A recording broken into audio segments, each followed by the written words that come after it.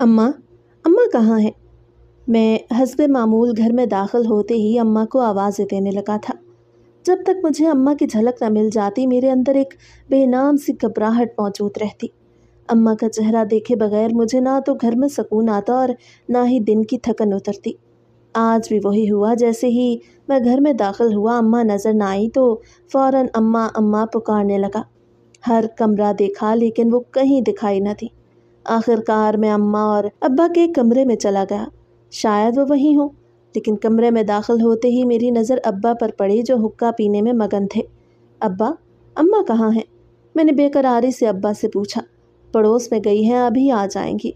अब्बा ने सरसरी अंदाज में जवाब दिया तो मैं वहीं बैठकर अपनी ड्यूटी की वर्दी उतारने लगा और मन ही मन सोचने लगा कि अम्मा को पता है कि इस वक्त मैं आता हूँ, तो फिर पड़ोस जाने की क्या ज़रूरत थी।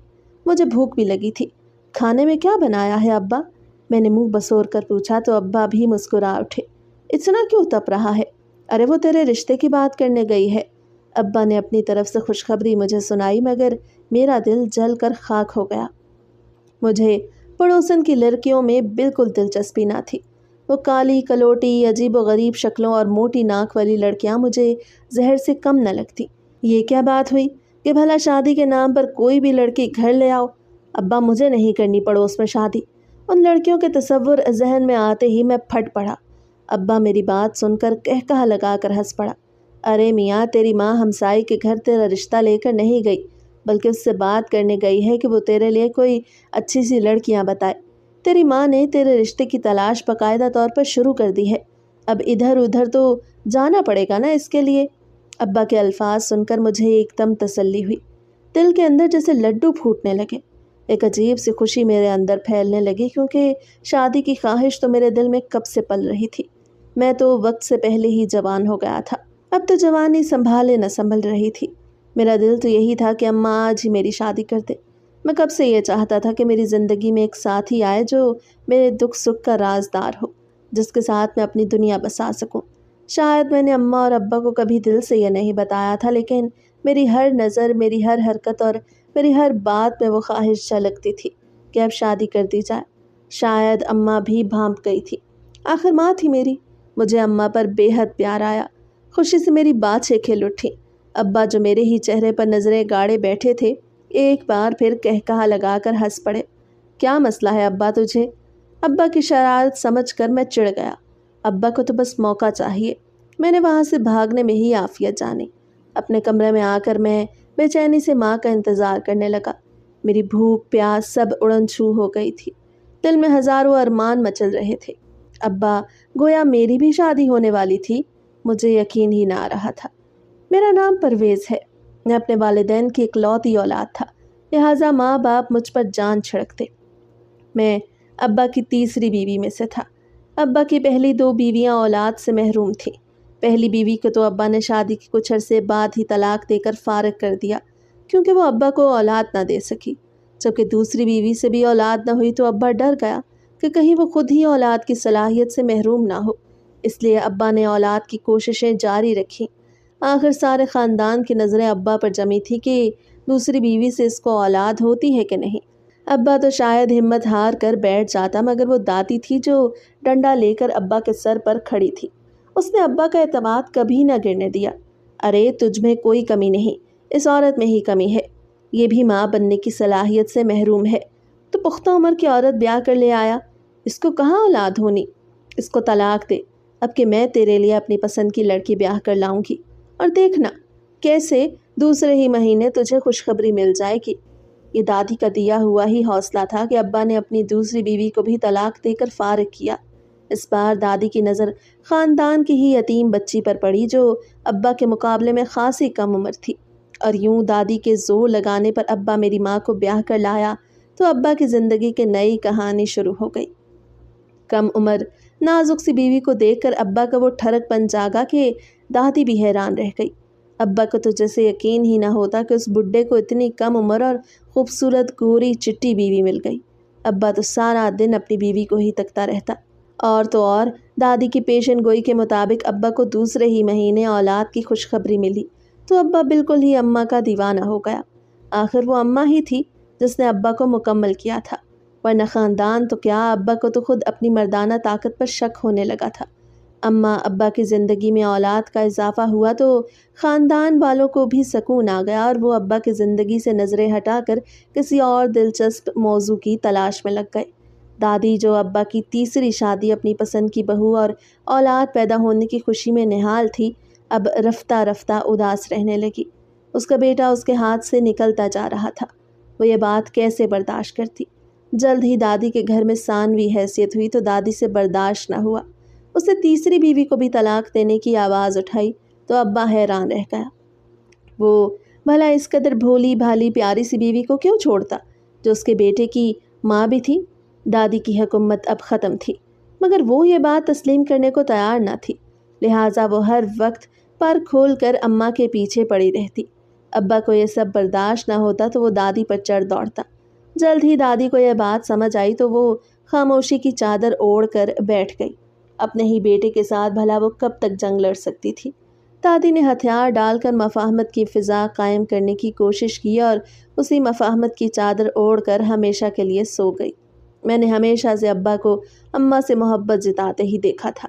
وہ اماں سے کھلے عام عشق و معاشی کا مظاہرہ فرماتا تو اماں پھول سی کھل جاتی۔ ابا کو لگتا تھا کہ یہ سب باتیں سمجھنے کے لیے میں ابھی بہت چھوٹا ہوں۔ چھوٹا تو میں تھا، مگر مجھے یہ سب سمجھ میں آنے لگا تھا۔ پہلے تو مجھے اچھا نہ لگتا کہ وہ اماں سے اتنا قریب ہو، اس لیے میں اماں کو ابا کے خلاف بھڑکانے میں لگا رہتا۔ وہ بھی میری باتوں میں لگ کر ابا کے خلاف ہو جاتی تو میں خوش ہو جاتا، مگر ابا کے گھر آنے پر وہ سب بھول بھال کر ابا کے ساتھ چھیڑ خانی میں مگن ہو جاتی تو میرا دل جل کر خاک ہو جاتا۔ جیسے جیسے میں بڑا ہوا تو مجھے اندازہ ہوا کہ اماں اور ابا کا آپس میں بے حد پیار ہے۔ مجھے ان کا آپس کا پیار اچھا لگتا۔ ابا اماں پر جان چھڑکتا اور ان پر وار صدقے جاتا، مگر گلی محلوں سے گزرتے ہوئے ابا محلے کی عورتوں کو تاڑنا بھی ضروری سمجھتا۔ ابا کو شاید اماں کے علاوہ بھی ہر عورت ہی پسند تھی۔ پتہ نہیں یہ سب میری قسمت کا کھیل تھا یا اس ماحول کی پرورش، لیکن میں بچپن سے ہی خود کو کچھ مختلف سا محسوس کرتا تھا۔ جہاں میرے ہم عمر لڑکے کھلونوں اور کھیلوں میں مصروف رہتے، وہاں میرا دل عجیب و غریب سوچوں میں الجھا رہتا۔ شاید یہ سب کچھ اس ماحول کا اثر تھا جس میں میں پلا بڑھا۔ ابا کی جوان بیوی، اماں کی حسن و نزاکت کی باتیں، دادی کی بار بار مردانگی کے قصے اور محلے کے وہ چھیڑنے والے جملے جو میرے ذہن میں ہمیشہ کے لیے اترتے چلے گئے۔ میری آنکھیں بہت چھوٹی عمر میں وہ کچھ دیکھنے لگیں جو شاید مجھے اس عمر میں سمجھنا ہی نہیں چاہیے تھا۔ ابا کے ساتھ بیہودہ گفتگو کرنے والے رشتہ دار، یا وہ موبائل فون جو ایک دن اماں کے تکیے تلے سے ملا، جس میں چھپ کر کچھ ایسی ویڈیوز دیکھیں کہ میرے اندر کوئی چیز ٹوٹ گئی۔ پہلی بار وہ ویڈیوز دیکھتے ہوئے مجھے کچھ عجیب سا احساس ہوا، جیسے میرے دل و دماغ پر کسی گندے دھوئیں نے قبضہ جما لیا ہو۔ پھر وہ دھواں دن بدن گہرا ہوتا چلا گیا۔ شروع میں ندامت ہوتی، مگر جلد ہی وہ شرم ختم ہو گئی اور یہ سب کچھ ایک معمول بن گیا۔ میرے ہاتھ میں فون ہوتا، کمرہ بند ہوتا اور اسکرین پر وہی گند۔ میں خود کو روکنا چاہتا تھا، لیکن کوئی بھی مجھے واقعی روکنے والا نہ تھا۔ میں بظاہر ابا کی امید اور ماں کی جان تھا، اور جب تک دادی زندہ رہی ان کی آنکھ کا بھی تارا رہا، لیکن اندر ہی اندر میں ایک ایسی اندھی گلی میں داخل ہو چکا تھا جس سے نکلنے کا دروازہ مجھے دکھائی نہیں دیتا تھا۔ میں اور تیرے ابا ساتھ جا کر لڑکی کو دیکھ کر آئیں گے، اور اگر ہمیں لڑکی پسند آ گئی تو پھر ان لوگوں کو اپنے گھر بلا لیں گے تاکہ وہ بھی تجھے پسند کر لیں۔ ایسے ہی معاملات طے ہو جائیں گے۔ اماں کو بالآخر ایک لڑکی نظر آ ہی گئی جو کہ ہمسائی عورت نے ہرگز نہ بتائی تھی۔ ہمسائی عورت کی نیت اور ارادہ اماں کو صاف نظر آ گیا کہ وہ اپنی بیٹی اس گھر میں بیاہنے کے چکر میں لگی تھی۔ یہ لڑکی ابا کو کسی جاننے والے نے بتائی تھی۔ اماں نے ساری تفصیل مجھے سنائی اور اپنا ارادہ بتایا تو میں نے فوراً نفی میں سر ہلا دیا۔ یہ کیا بات ہوئی بھلا؟ شادی مجھے کرنی ہے، لہٰذا لڑکی بھی میں خود ہی دیکھوں گا۔ میں تمہاری پسند کی لڑکی سے شادی نہیں کر سکتا۔ میری بات سن کر ماں کا منہ کھلے کا کھلا رہ گیا۔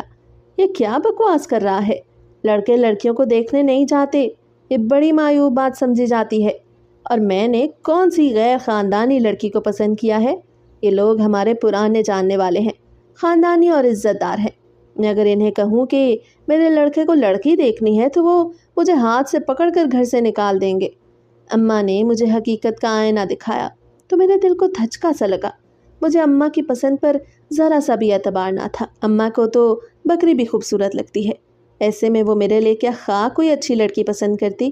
میں چاہتا تھا کہ میری بیوی حسین و جمیل، مکمل طور پر ایک دلکش عورت ہو۔ میری عمر کچھ خاص نہیں تھی، ایف اے مشکل سے پاس کیا اور وہی معمولی سی نوکری اختیار کر لی۔ تبھی سے اماں کو شاہ خرچیاں دکھا کر سمجھا رہا تھا کہ مجھے شادی کرنی ہے، کیونکہ دل سنبھالے نہیں سنبھلتا تھا۔ اماں اب خود ہی لڑکیاں پسند کرنے لگی تھیں، اور اگر وہ میرے لیے کوئی زیادہ عمر کی یا سادہ سی لڑکی لے آتی تو میرے لیے اس سے تعلق قائم کرنا مشکل ہو جاتا۔ ارے اماں، اب وہ زمانہ نہیں رہا کہ جب ماں باپ جو کہہ دیتے تھے وہی مان لیا جاتا۔ تم بس ایک بار ان سے بات تو کرو، ہو سکتا ہے وہ مان جائیں۔ مجھے صرف لڑکی کی ایک جھلک دیکھنی ہے، بس۔ اس کے بعد جو تم کہو گی میں کر لوں گا۔ میں نے اپنی بات پر زور دیا، مگر اماں نے فوراً نفی میں سر ہلا دیا۔ پریشان نہ کر، چپ چاپ مان جا، میں تجھے لڑکی کی ساری خوبیاں بتا دوں گی، شکل و صورت کے بارے میں بھی تفصیل سے سمجھا دوں گی۔ فکر نہ کر، میں تیری پسند جانتی ہوں، جیسے کہے گا ویسے ہی لڑکی پسند کروں گی۔ ہاں، اس کی تصویر ضرور لے آؤں گی، وہ تو دیکھ لینا۔ اماں نے دو ٹوک جواب دیا اور بات ختم کر دی۔ وہ جانتی تھی کہ میں صرف ضد کر رہا ہوں۔ مجھے تھوڑا ملال سا ہوا، کیونکہ اماں ہمیشہ میری بات مانتی تھی۔ تو کیا ہی اچھا ہوتا اگر اس بار بھی مان جاتی۔ اگر لڑکی میں کوئی عیب نہیں تو اسے دیکھنے میں حرج ہی کیا تھا۔ یہ بات میری سمجھ سے باہر تھی۔ میں نے اماں پر بے حد زور لگایا، مگر اماں مان کر ہی نہ تھی۔ نہ جانے اس بار اماں کو کس بات پر اعتراض تھا، وگرنہ تو اماں میری ساری ہی باتیں مان لیا کرتی تھی۔ آخر کار ہتھیار تو مجھے ہی ڈالنے پڑے۔ جتنا بھی میں زور لگاتا رہا، جتنی بھی ضد کرتا رہا، مگر اماں کا فیصلہ آخری ہوتا تھا۔ میں جانتا تھا اماں مجھے نظر انداز نہیں کر سکتی، لیکن اس کی اپنی مرضی منوانا بھی اس کی فطرت تھی، اور اس بار وہ ماں سے بڑھ کر ایک استاد بن گئی۔ ایسا لگتا تھا جیسے اس کے اندر برسوں پرانی دادی کی روح جاگ اٹھی ہو۔ شاید اماں کو اس بات کا ڈر تھا کہ اس کا بھی دادی والا حال نہ ہو۔ میں ابا کی طرح ہرگز نہیں تھا، جو بیوی کے چپلوں تلے دبا ہوا ہر وقت اس کی خوشامد کرتا اور ماں کو نظر انداز کرتا۔ یہ بات میں نے صاف صاف ماں سے کہی کہ بعد میں کوئی غلط فہمی نہ رہے۔ اماں، میں تمہیں کبھی نظر انداز نہیں کروں گا۔ تمہاری عزت میرے لیے ہر چیز سے بڑھ کر ہے، چاہے بیوی کتنی ہی خوبصورت کیوں نہ ہو۔ ارے، تو ابھی سے ماں کی نیت پر شک کر رہا ہے؟ میں تو اپنی طرف سے تیرے لیے بہترین لڑکی دیکھنا چاہ رہی ہوں، مگر تجھے لگتا ہے جیسے میں کوئی زیادہ عمر کی سادہ سی لڑکی کو تیرے گلے ڈال دوں گی؟ نہیں تو اماں، میں نے اپنی شرط صرف یہ رکھی ہے کہ لڑکی کم عمر ہو، خوبصورت ہو اور جسے دیکھ کر دل خوش ہو جائے۔ باقی تمہاری پسند پر اعتبار تو مجھے پہلے دن سے ہے۔ میں نے اماں کے گلے میں باہیں ڈالتے لاڈ سے کہا تو ماں نے میری کمر پر زور سے ایک تھپڑ دے مارا۔ چل بھاگ یہاں سے، بس کر اب، بے شرم۔ میں ہنستا ہوا کمرے سے نکل گیا۔ میرے اندر بے چینی تو بہت تھی کہ معلوم نہیں اماں میری پسند کے مطابق لڑکی ڈھونڈ کر بھی لا پائے گی یا نہیں۔ اس کے اندر وہی ڈر بیٹھا ہوگا کہ میں خوبصورت بیوی دیکھ کر اس کے قدموں تلے جا لگوں گا اور ماں کو نظر انداز کر دوں گا، مگر میں اپنے آپ کو تسلی دینے کے سوا کر بھی کیا سکتا تھا؟ شادی کرنا بھی ضروری تھی، وہ لڑکی کو بھگا کر تو نہ لا سکتا تھا۔ جو بھی کرنا تھا ماں کو ہی کرنا تھا۔ اسی امید پر میں نے خود کو تسلی دی کہ میری ماں جو میرے لیے بچپن سے ہر فیصلہ بہترین کرتی آئی ہے، اس بار بھی میری زندگی کا سب سے اہم فیصلہ ایسا ہی کرے گی جو مجھے کبھی پچھتانے نہ دے۔ ماں نے بھی یہی یقین دلایا کہ وہ میرے لیے کم عمر، حسین اور نازک سی لڑکی ڈھونڈ کر لائیں گی جو میرے دل کو بھا جائے گی۔ اب میں بس اس دن کا انتظار کر رہا تھا جب یہ سب باتیں فائنل ہو جائیں اور وہ لڑکی جس کی جھلک تک مجھے نہیں دکھائی گئی میری زندگی میں آ جائے۔ میرا رشتہ قرار پا گیا تو میرے دل کو مزید بے چینی لگ گئی۔ مجھے تو شادی کی جلدی تھی، رشتہ کر کے مجھے کیا کرنا تھا؟ میں چاہتا تھا کہ میری بیوی آج ہی گھر آ جائے اور میں اس کے ساتھ وہ تمام سب کچھ کر سکوں جو میں ویڈیوز میں دیکھتا رہتا تھا۔ لڑکی والوں کی طرف سے تھوڑی دیر ہے، ان کو تیاری کے لیے وقت چاہیے۔ اماں نے مجھے بتایا تو میں حیرانی سے ماں کو تکنے لگا۔ لو بھلا اماں، شادی کے لیے کیسا وقت؟ ہمیں جہیز کے نام پر کچھ نہیں چاہیے، تم صاف صاف منع کر دو اور بس لڑکی کو 2 جوڑوں میں رخصت کر کے لے آؤ۔ ماں میری بات سن کر ایک بار پھر حیران تھی۔ تیرا دماغ تو نہیں چل گیا؟ 2 جوڑوں میں رخصت کر کے یہاں سے باقی جوڑے میں خود بنا کر دوں گی کیا اس کو؟ और जहेज लाने में क्या हर्ज है? सभी माँ बाप अपनी बेटी को देते हैं। अगर वो भी ले आएगी तो कुछ ना हो जाएगा, तेरा कमरा ही सेट हो जाएगा। मैं कहाँ से तेरा कमरा सेट करूँ? तुझे क्या लगता है कि तेरी आमदनी इतनी अच्छी है कि उसमें सब कुछ मुमकिन होगा? तू दिमाग से बिल्कुल पैदल हो गया है क्या? अम्मा को मेरी बात किसी तौर पर हजम न हो रही थी। वो अपना गुस्सा दिखाए जा रही थी। अब तो बिल्कुल कुछ नहीं बोलेगा और चुप करके शादी का इंतजार कर। आखिर ऐसे में क्या जल्दी? क्यों इतना उतावला हुआ जा रहा है? माँ के आखिरी अल्फाज मुझे शर्मिंदा कर गए। मैंने वाकई बहुत ही बेकरारी दिखाई हुई थी। थोड़ा सा तो सब्र करना चाहिए। रिश्ता पक्का हुआ तो शादी भी हो ही जाएगी और वो लड़की मेरी बीवी बन गई, मेरी जिंदगी में चली ही आएगी। अम्मा की डांट सुनकर बिलाखिर मुझे सुकून करना ही पड़ा था। अब मैं माँ का क्या बताता कि मुझे किस बात की जल्दी थी। मैंने जैसे तैसे बेचैनी और बेकरारी के वो दिन गुजार ही लिए। दिल के अंदर बहुत कुछ उबल रहा था, मगर मैंने हमेशा अपने आप को काबू में रखा। मैं किसी गलत राह पर नहीं चलना चाहता था। मेरी ख्वाहिश थी कि जो कुछ हो वो हक और हलाल के दायरे में हो। आखिरकार वो दिन भी आन पहुंचा जिसका मैं मुद्दतों से इंतज़ार कर रहा था, मेरी शादी का दिन। और जब सादिया दुल्हन बनकर मेरे सामने आई तो मैं जैसे पल भर को सांस लेना भूल गया। वो बिल्कुल वैसे ही निकली जैसे मैंने दिल में तमन्ना की थी। खूबसूरत, नाजुक, कम उम्र और बाहया।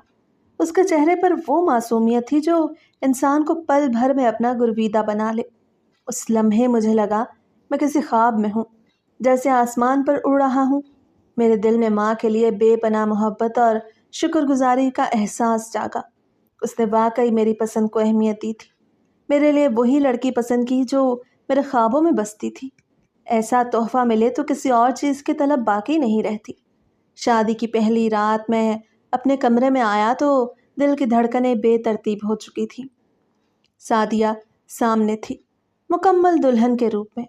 मैंने आहिस्ता से उसके करीब होकर उसे अपनी बाहों में भर लिया, मगर वो कुछ घबराई हुई, झिझकी हुई सी लग रही थी। उसकी आंखों में शर्म और खौफ का सा अक्स था। मुझे एहसास हुआ कि वो उस नई जिंदगी के आगाज से कदरे परेशान है। शायद अभी उसके दिल में झिझक बाकी थी। मैंने नरमी से उसे समझाया, प्यार से बात की कि अब हम एक दूसरे के शरीके हयात हैं।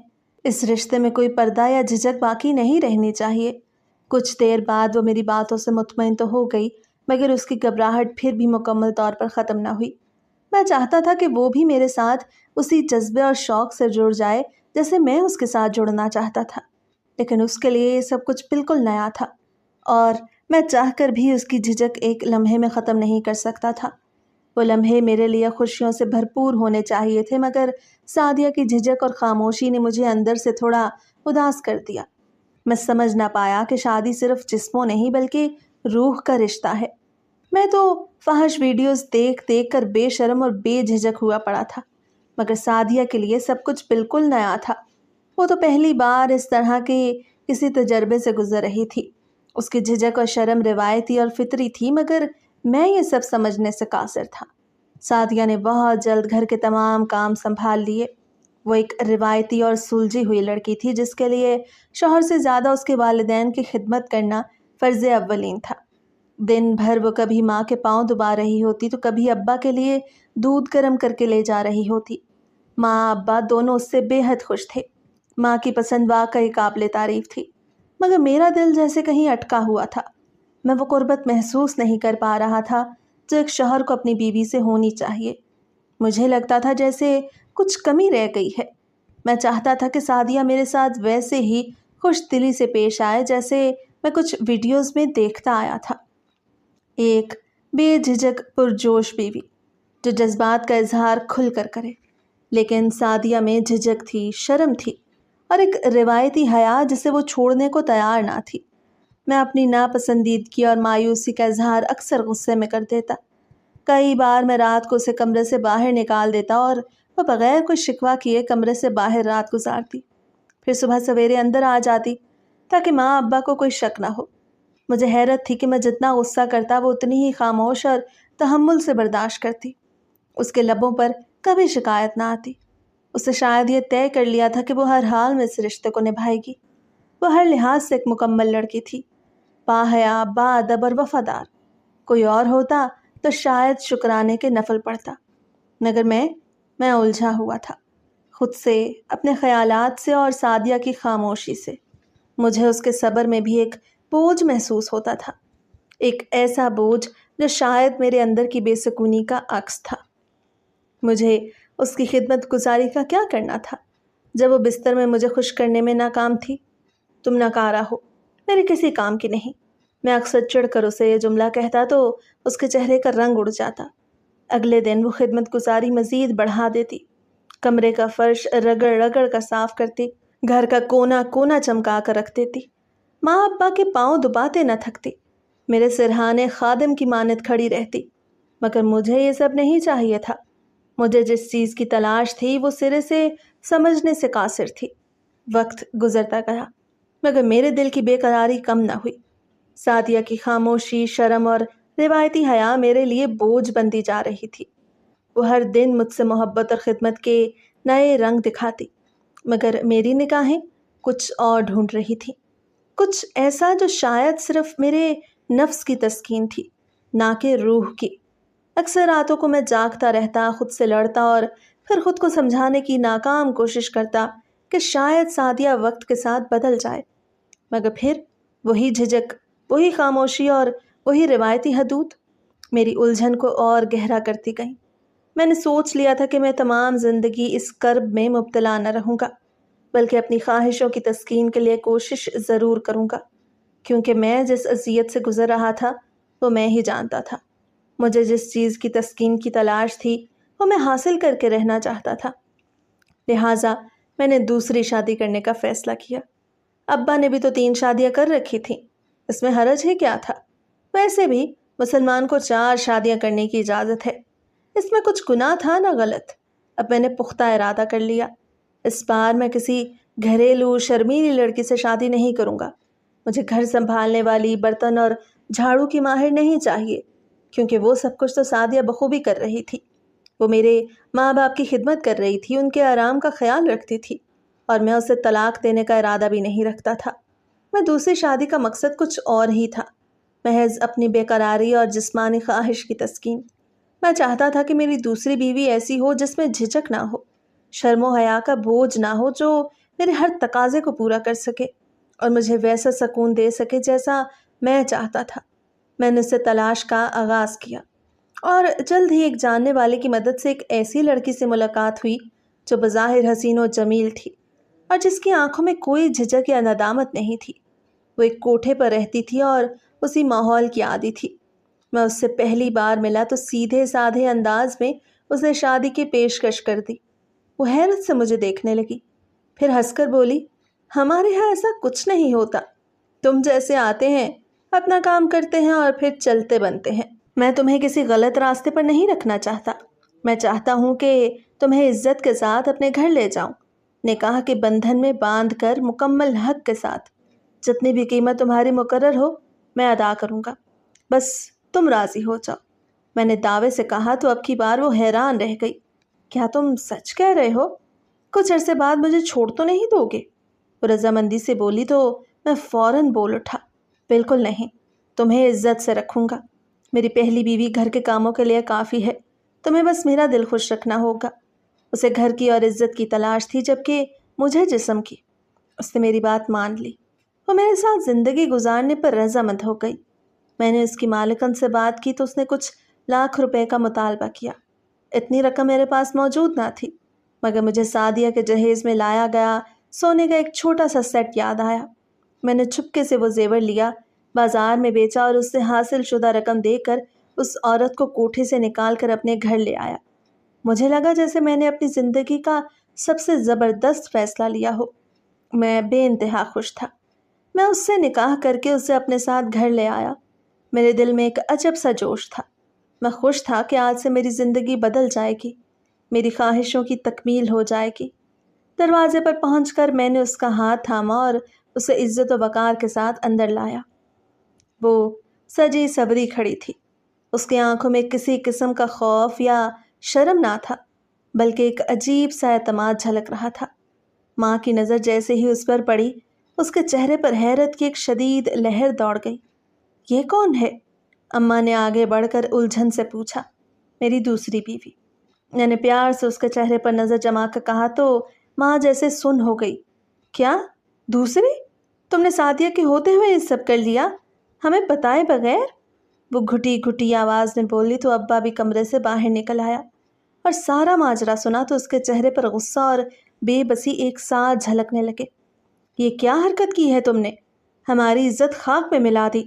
ابا چیخا تو میں تحمل سے بول اٹھا۔ میں نے کچھ غلط نہیں کیا، نکاح کیا ہے، زنا نہیں، اور میں نے یہ شادی صرف اپنے حق کے لیے کی ہے۔ سعدیہ اپنی جگہ اور یہ اپنی جگہ۔ ویسے بھی ابا، تم نے بھی تو 3 شادیاں کی تھیں، اس میں حرج ہی کیا ہے؟ میں نے کر لی تو کیا ہوا؟ میں نے کون سا اپنی پہلی بیوی کو طلاق دی ہے؟ مگر تم کہو تو دے سکتا ہوں طلاق۔ میں نے دھمکی آمیز لہجے میں کہا تو ماں ابا کے چہرے کا رنگ اڑ گیا۔ تو ایسا کچھ نہیں کرے گا۔ اماں نے انگلی اٹھا کر مجھے تنبیہ کی تو میں نے کندھے اچکا دیے۔ میں بھی ایسے نہیں کرنا چاہتا اماں۔ میں اپنی بیوی کا ہاتھ پکڑ کر اسے اپنے کمرے کی طرف لے کر بڑھ گیا۔ سعدیہ کمرے کے دروازے سے خاموشی سے نکل کر آنگن میں کھڑی تھی۔ اس کی آنکھوں میں آنسو تھے لیکن لبوں پر کوئی شکوہ نہ تھا۔ آپ کو خوشی چاہیے تھی تو خوش رہیے، میں شکایت نہیں کروں گی۔ میں اس کے پاس سے گزرا تو وہ فوراً بول اٹھی۔ وہ جانتی تھی کہ وہ مجھے خوش کرنے سے قاصر تھی۔ میں اپنی دوسری شادی سے بے حد خوش تھا۔ میری دوسری بیوی رخشندہ میری امیدوں پر پورا اترتی تھی۔ وہ مجھے بے انتہا خوش رکھتی اور میری ذہنی اور جسمانی تسکین کا باعث بنتی۔ اسے مرد کو خوش کرنے کے سارے طور طریقے اچھی طرح آتے تھے۔ مجھے اور کیا چاہیے تھا؟ میں نے اسی لیے تو دوسری شادی کی تھی۔ ماں اور ابا نے اس دن کے بعد مجھ سے بات کرنا کم کر دی۔ ان کے لیے ایک صدمہ تھا، اور سعدیہ، وہ اب بھی خاموشی سے ماں کے پاؤں دباتی، ابا کے لیے دودھ گرم کرتی اور میرے لیے چپ چاپ کھانا رکھتی تھی، مگر اس کی آنکھوں کی نمی اب بھی صاف دکھائی دیتی تھی۔ اب مجھے سعدیہ کی پرواہ نہ رہی تھی۔ میں رخشندہ کو بے انتہا عزت دیتا کیونکہ وہ میری راتوں کی تنہائیوں کو خوشیوں میں بدل دیتی۔ مجھے اس کے سوا اور کچھ نہیں چاہیے تھا۔ وقت پر گرم کھانا، استری شدہ کپڑے اور میری ہر فرمائش کی تعمیل میری زندگی جیسے مزے میں گزر رہی تھی، مگر پھر بھی میری روح کو کوئی سکون حاصل نہ ہو رہا تھا۔ دل میں ایک عجیب سی بے قراری رہتی۔ میں کچھ اور بے باک، کچھ اور نیا چاہتا تھا۔ رخشندہ کا رویہ گھر میں سب کے ساتھ برا تھا۔ وہ جانتی تھی کہ وہ میری سر چڑھی بیوی تھی۔ اماں اور ابا سے وہ سخت لہجے میں بات کرتی، ان کے احترام کا کوئی لحاظ نہ رکھتی، کیونکہ اماں اسے فاحشہ ہونے کا طعنہ دیتی۔ ماں سمجھ گئی تھی کہ وہ کس گھرانے سے تعلق رکھتی تھی اور رخشندہ یہ سب برداشت نہ کر پاتی۔ یہ جو جملہ سنتے ہی اس کا خون کھول اٹھتا کہ اس کا تعلق کس نیچے گھرانے سے تھا، مگر سعدیہ ہمیشہ خاموش رہتی۔ اس کی زبان پر کبھی شکوہ نہ آیا، وہ بس نم آنکھوں کے ساتھ کاموں میں جتی رہتی۔ اماں اور ابا کی خدمت کرتے وہ انہیں اپنا گرویدہ بنا چکی تھی۔ میں یہ سب دیکھتا تو جانتا تھا کہ اماں ابا سعدیہ کو دل سے چاہتے تھے۔ میں رخشندہ کی حمایت میں دیوار بن کے کھڑا ہو جاتا۔ میری بیوی کو کچھ نہ کہنا ماں، یہ کہہ کر میں اپنی ماں سے ہی الجھ پڑتا۔ وہ حیران ہو کر مجھے دیکھتی۔ وہ بیٹا جو کل تک ان کے بغیر ایک لمحہ نہ گزارتا تھا، آج ایک عورت کے لیے ان سے زبان لڑا رہا تھا۔ رخشندہ نے گھر میں ایسا ماحول بنا دیا تھا کہ اماں ابا اکثر خاموشی سے اپنے کمرے میں دبک کر بیٹھے رہتے۔ وہ ان سے سیدھی نظر ملانے سے بھی گریز کرتے اور ان کے ساتھ سخت رویہ اپناتی۔ ایک دن اس نے مجھ سے صاف کہا، مجھے یا تو نیا گھر لے دو یا اپنے ماں باپ کو چلتا کرو۔ وہ مجھے طعنے دیتے ہیں، میری بے عزتی کرتے ہیں۔ وہ میرے ماں باپ ہیں، میں انہیں کہاں لے کر جاؤں؟ مگر وہ بضد تھی۔ تو پھر مجھے لے کر الگ ہو جاؤ۔ مجھے تمہاری محبت تو چاہیے مگر ان کی ذلت کے ساتھ نہیں۔ اماں ابا اس کی حرکات و سکنات سے اندازہ لگا چکے تھے کہ وہ کوئی شریف گھرانے کی لڑکی نہیں تھی، بلکہ اس کا ماضی کسی اور ہی کہانی کا گماس تھا۔ وہ اسے برداشت تو کرتے مگر دل سے قبول نہ کر پاتے۔ رخشندہ جو چاہتی تھی کہ عزت کی زندگی گزارے، اب اپنی خواہشوں کے برعکس ایک ایسا ماحول دیکھ رہی تھی جہاں اس کی ہر حرکت پر شک کیا جاتا اور زبانوں کی تلواریں اس پر برستی تھیں۔ مگر میں اسے ناراض نہیں کرنا چاہتا تھا۔ اگر وہ مجھ سے روٹھتی تو میری رات تنہا کٹتی، میری تسکین ادھوری رہتی، اس لیے میں اس کے قدموں میں بیٹھ جاتا، ہر طرح سے راضی رکھنے کی کوشش کرتا اور اکثر ماں ابا کی بے عزتی کے جواب میں ان سے لڑ پڑتا تاکہ رخشندہ مجھ سے دور نہ ہو جائے۔ ایک رات میرے دل میں خواہش نے جنم لیا۔ شیطانی خیال تھا مگر خواہش بھی تو انسان کو گرا دیتی ہے۔ میں نے سوچا کیوں نہ دونوں بیویوں کو رات کو ایک ہی کمرے میں رکھا جائے۔ میرے نزدیک یہ محض ایک تجربہ تھا، ایک کھیل جس میں مجھے اپنی طاقت اور اختیار کا نشہ محسوس ہوتا۔ میں نے رخشندہ سے ذکر کیا تو وہ فوراً راضی ہو گئی۔ اس کے لیے یہ کوئی نئی بات نہ تھی، وہ ہر حد سے گزرنے کو تیار تھی۔ پھر میں نے سعدیہ کو بلایا۔ جیسے ہی میں نے بات کی اس کے چہرے پر حیرت، دکھ اور غصہ بیک وقت نمایاں ہو گیا۔ میں ایسا نہیں کر سکتی، اس نے مضبوط لہجے میں کہا۔ یہ میرے دین، میری عزت اور میری سوچ کے خلاف ہے۔ میں نے حیرت سے اس کی طرف دیکھا۔ وہ سعدیہ جو ہمیشہ خاموش رہتی تھی، جس نے کبھی مجھ سے سوال نہیں کیا، آج اپنی حد کھینچ رہی تھی۔ میں تمہارا شوہر ہوں، میں چلایا، اور تمہیں میرے ہر حکم کی تعمیل کرنی چاہیے۔ شوہر ہونے کا مطلب یہ نہیں کہ آپ ہر حد پار کر سکتے ہیں۔ میں نے آپ کی خدمت کی، آپ کے ماں باپ کا احترام کیا، اپنے جذبات قربان کیے، لیکن اس حد تک نہیں جا سکتی۔ وہ صاف انکاری ہوئی تو میں نے غصے میں اس کا بازو تھاما، مگر اس کی آنکھوں میں عجیب سا ٹھہراؤ تھا۔ آپ نے مجھے دوسرا مقام دیا، کوئی شکایت نہیں کی، لیکن آج جو مانگ رہے ہیں وہ میرے وقار کے خلاف ہے۔ اگر یہی آپ چاہتے ہیں تو میں یہ گھر چھوڑ دوں گی۔ اس نے دھمکی دی تو میں حیران رہ گیا۔ مجھے نہیں لگتا تھا کہ وہ مجھے یوں کبھی چھوڑ کر جا سکتی تھی۔ میں نے فوراً اس کا بازو چھوڑا تو وہ بھاگ کر اپنے کمرے میں چلی گئی۔ میں غصے سے بھر گیا، میری انا زخمی تھی۔ رخشندہ جو میرے رویے سے واقف ہو چکی تھی میرے قریب آ گئی۔ چھوڑے اسے، میں ہوں نا آپ کو خوش رکھنے کے لیے، اس نے سرگوشی کی۔ میں خاموش ہو گیا۔ کچھ دیر بعد خود کو رخشندہ کے ساتھ مشغول پایا، مگر نہ جانے کیوں میری روح میں ایک چپ سی دھیمی خلش باقی رہ گئی، جیسے کسی بہت اپنے کو کھو دیا ہو۔ اگلی صبح میری آنکھ دیر سے کھلی۔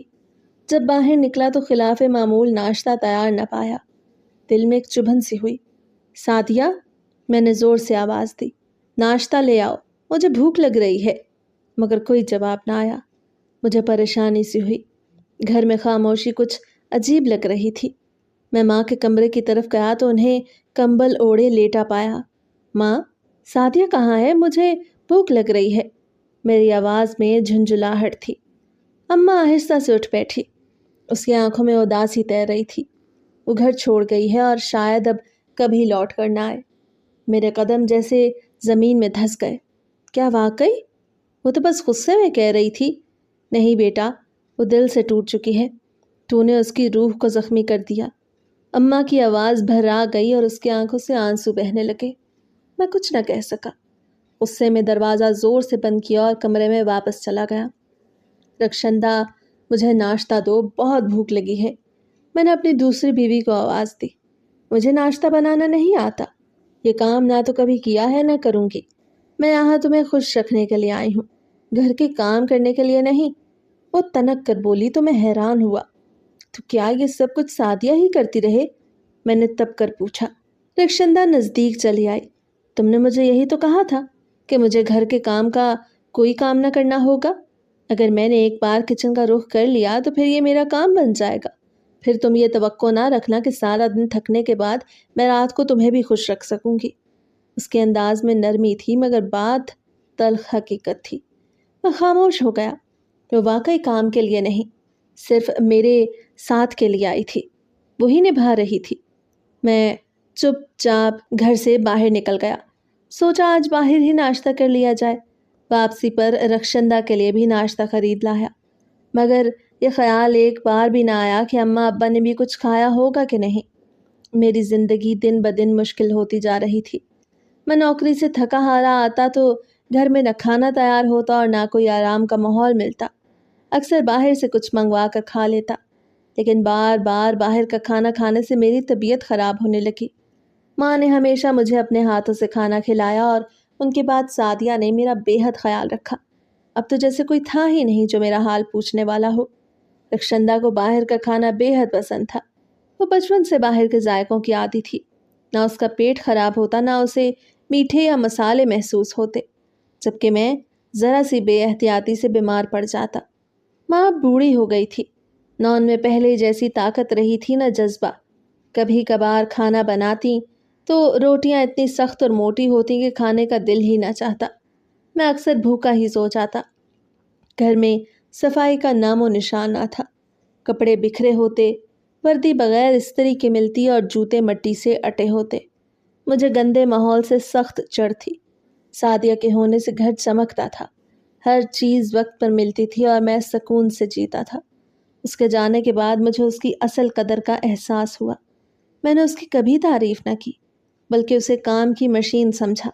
اس نے میری دوسری شادی تک برداشت کی اور کبھی شکایت زبان پر نہ لائی، مگر پھر ایک دن چپ چاپ رخصت ہو گئی۔ اب جب دل چاہتا ہے کہ جاؤں اسے واپس لے آؤں تو میرے دل میں کئی سوال اٹھتے ہیں۔ کیا وہ آئے گی؟ کیا وہ سب بھلا کر اس گھر میں قدم رکھے گی؟ جب میں نے اماں سے بات کی تو انہوں نے سختی سے انکار کر دیا۔ انہیں کہنا تھا کہ اسے رخصت کر کے لانا ہی میری سب سے بڑی غلطی تھی۔ اگر وہ اپنے ماں باپ کے گھر خوش ہے تو وہیں رہے، یہ گھر اس کے لیے نہیں۔ اگر تجھے کسی کی مدد چاہیے تو باہر سے ملازمہ رکھ لے۔ اماں کی باتیں تلخ ضرور تھیں، لیکن سچ بھی تھیں۔ میں خاموشی سے اپنے کمرے میں آ کر بیٹھ گیا اور سوچتا رہا کہ زندگی میں کچھ چیزیں تب سمجھ آتی ہیں جب وہ ہاتھ سے جا چکی ہوں۔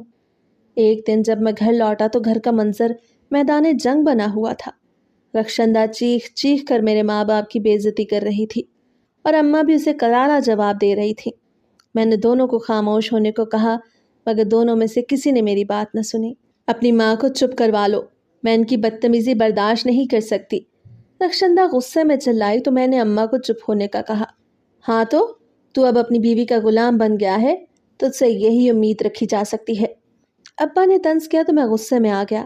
ابا، تم نے خود ساری زندگی اماں کے آگے جھک کر گزاری، ان کے قدم دھو کر پیے۔ میں تو وہی کر رہا ہوں جو تم سے سیکھا ہے۔ میری بات سن کر ابا خاموش ہو گئے، مگر اماں سے یہ سب برداشت نہ ہوا۔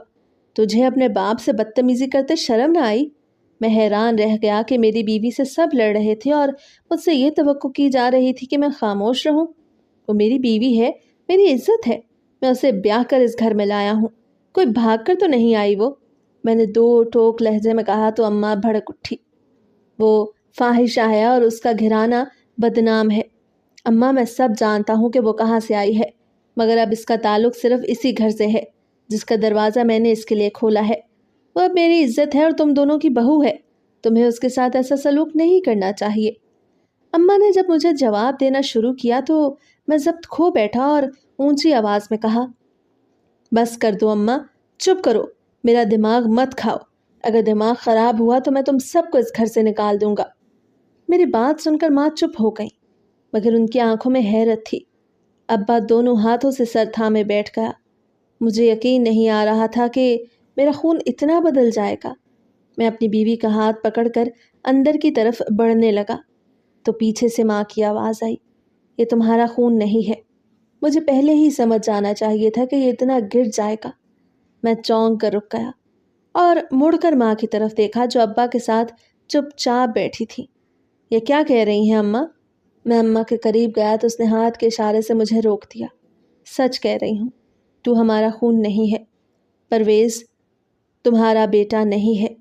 وہ ابا کی طرف دیکھ کر بولی تو میرا دل دھک سے رہ گیا، میں کچھ بول نہ پایا۔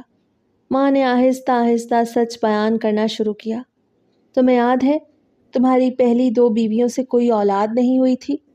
تمہاری ماں کو ڈر تھا کہ اگر تیسری بیوی سے بھی اولاد نہ ہوئی تو سب کو معلوم ہو جائے گا کہ کمی تم میں ہے، اسی لیے اس نے سب سے جھوٹ بول دیا کہ میں حاملہ ہو گئی ہوں، جبکہ ایسا کچھ نہ تھا۔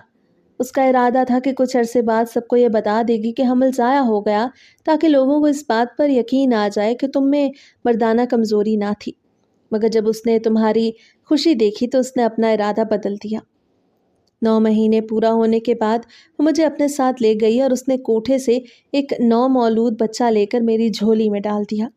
تمہیں ایک جھوٹ کے سہارے بیٹا مل گیا۔ میں ایسا نہیں چاہتی تھی مگر میری ساس نے میرے سامنے ہاتھ جوڑ دیے۔ اگر اتنے سے جھوٹ کی خاطر میرے بیٹے اور تیرے شوہر کو خوشی ملتی ہے تو اس میں کوئی حرج نہیں۔ میں خاموش رہی۔ اگر تو سچ بولے گی تو یہ بچہ بھی کہیں رل جائے گا اور ہمیں بھی زمانے بھر سے تانے ملیں گے۔ میری ساس نے مجھے ہر طریقے سے سمجھایا تو میں مان گئی۔ میں نے اس بچے کو اپنا لیا، اسے پالا، اس پر ماں کی محبت نچھاور کی۔ میں نہیں چاہتی تھی کہ میں تم سے جھوٹ بولوں، مگر میں کیا کرتی؟ میری ساس نے یہ بھی کہا کہ اگر تم نے سچ بتایا تو تمہارا شوہر تمہیں طلاق دے کر گھر سے باہر نکال دے گا۔ میں ایسا نہیں چاہتی تھی، اور بچے کے گھر میں چلے آنے کے بعد تم نے مجھے اس قدر عزت، اس قدر محبت اور پیار دیا کہ میں کبھی سچ کہہ ہی نہ پائی۔ اور پھر میری ساس کے انتقال کے بعد ہی یہ راز ان کے سینے میں دفن ہو کر ان کے ساتھ ہی چلا گیا۔ مگر یہی سچ ہے، یہ نہ تمہارا خون ہے اور نہ میرا، یہ کوٹھے کی پیداوار ہے، اور کوٹھے کی پیداوار سے یہی امید رکھی جا سکتی تھی۔ اس لیے تو اس کا گزارا اس کوٹھے والی کے ساتھ ہی ہو رہا ہے۔ اماں نے جب غصے میں میری طرف رخ کر کے سچ کہا تو میں سکتے میں آ گیا۔ میں حیرت سے کبھی ماں کو دیکھتا تو کبھی ابا کو۔ یہ سن کر کہ میں ماں اور ابا کا اپنا بیٹا نہیں، میرے اندر جیسے سب کچھ ٹوٹ گیا۔ ماں ابا نے تو کبھی مجھ پر اس سچ کا سایہ بھی نہیں پڑنے دیا تھا۔ انہوں نے مجھے ایسا پالا کہ میں نے کبھی محسوس ہی نہ کیا کہ میں ان کا سگا نہیں۔ اماں چاہتی تو میرے ساتھ غیر کے بچے جیسا سلوک کر سکتی تھی، مگر اس نے تو مجھے اپنے جگر کا ٹکڑا بنا کر رکھا۔ ابا اگر اس حقیقت سے لا علم تھا تو اماں تو سب جانتی تھی، پھر بھی اس نے کبھی میرے ساتھ فرق نہ کیا۔ میں ہمیشہ ماں کے زیادہ قریب رہا، اس کے پلو سے بندھا رہا۔ اس نے مجھے وہ پیار، وہ مان، وہ عزت دی جو صرف ایک سگے بیٹے کو ملتی ہے، اور میں تو اپنی خواہشات، اپنے نفس کی غلامی میں اس قدر گر گیا کہ ایک نیک شریف لڑکی کو بھی برباد کر دیا۔ اماں ابا کو فاقوں پر لے آیا، اور پھر بھی ان کے سامنے کھڑے ہو کر ان کی بے عزتی کرتا رہا۔ آج اماں نے سچ کہا، میں واقعی کوٹھی کی پیداوار ہی لگتا ہوں، کیونکہ میرے اعمال بھی کسی بازار میں بکے ہوئے انسان جیسے ہو گئے تھے۔ اماں مجھے معاف کر دو، میں بہت گر گیا تھا، یہ سب میری غلط لت کی وجہ سے ہوا، مجھے ایسا نہیں کرنا چاہیے تھا۔ تم لوگوں نے تو مجھے اپنی سگی اولاد سے بڑھ کر پیار دیا، جبکہ میں تو نہ جانے کس کا خون تھا، میں حلال کا بھی تھا کہ نہیں مجھے کیا معلوم۔ میں اماں کے قدموں میں بیٹھ کر ماں سے معافی مانگنے لگا۔ میں رو رہا تھا، ماں اور ابا دونوں میرے ساتھ رو رہے تھے۔ تم نے مجھ سے اتنا بڑا سچ چھپایا۔ ابا اماں سے شکوہ کناں تھے، جبکہ ماں آنسو بہائے جا رہی تھی۔ میں اماں اور ابا دونوں کے پاؤں پکڑے ان کے پاؤں پر سر رکھ کر سجدے میں گرا زاروں قطار رو رہا تھا۔